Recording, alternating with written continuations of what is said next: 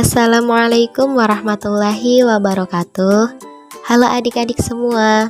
Perkenalkan, nama kakak Romiatun Afifa, kakak dari STKIP Muhammadiyah Oku Timur, program studi pendidikan guru sekolah dasar. Nah, hari ini kita akan belajar mengenai rantai makanan. Kira-kira ada yang tahu nggak nih, apa sih rantai makanan? Rantai makanan adalah serangkaian proses makan dan dimakan antara makhluk hidup berdasarkan urutan tertentu. Secara sederhana, komponen rantai makanan bisa dilihat secara runtut dari produsen, konsumen, dan dekomposer atau pengurai.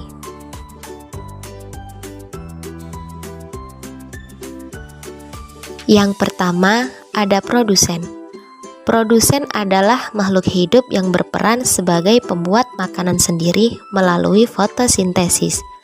Contohnya seperti tumbuhan hijau, alga, dan juga lumut. Sedangkan konsumen merupakan makhluk hidup yang bergantung pada makhluk lain karena tidak bisa memproduksi makanan sendiri seperti produsen. Dan yang terakhir, ada dekomposer atau pengurai. Dekomposer atau pengurai adalah organisme yang menguraikan bangkai atau tumbuhan yang sudah mati, lalu mengembalikan nutrisinya ke dalam tanah yang akan digunakan tanaman untuk berfotosintesis. Nah, disinilah siklus dari rantai makanan dimulai lagi. Perlu diketahui, konsumen dalam rantai makanan ada tingkatannya. Yang pertama, ada konsumen primer.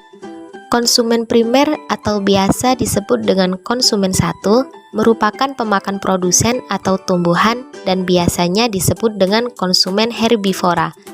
Konsumen sekunder atau biasa disebut dengan konsumen dua adalah pemakan konsumen pertama. Contohnya ialah sebagian karnivora dan omnivora.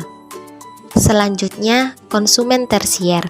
Konsumen ini merupakan pemakan konsumen kedua dan seterusnya hingga konsumen yang terakhir yang disebut dengan konsumen puncak. Nah, di sini kakak sudah siapkan contoh rantai makanan pada ekosistem sawah. Kita perhatikan sama-sama ya.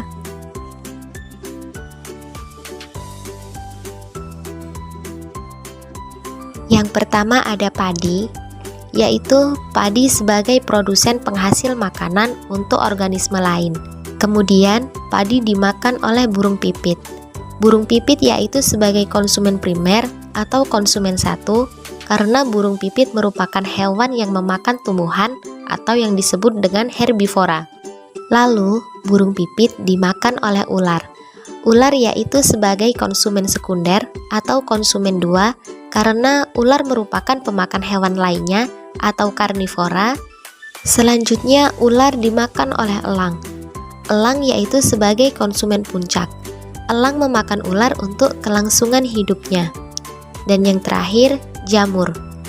Jamur perannya sebagai pengurai elang agar zat-zat dan nutrisinya dapat diserap kembali oleh tanah dan dapat diserap oleh tumbuhan untuk proses fotosintesis. Selain pada ekosistem sawah, ada juga rantai makanan pada ekosistem laut.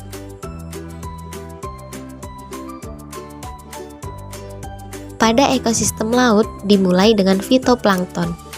Fitoplankton yaitu sebagai produsen karena ia dapat membentuk cadangan makanan yang disebut amilum melalui proses fotosintesis. Kemudian fitoplankton dimakan oleh ikan kecil, yang dimana ikan kecil yaitu sebagai konsumen primer karena ikan kecil memakan fitoplankton agar dapat bertahan hidup.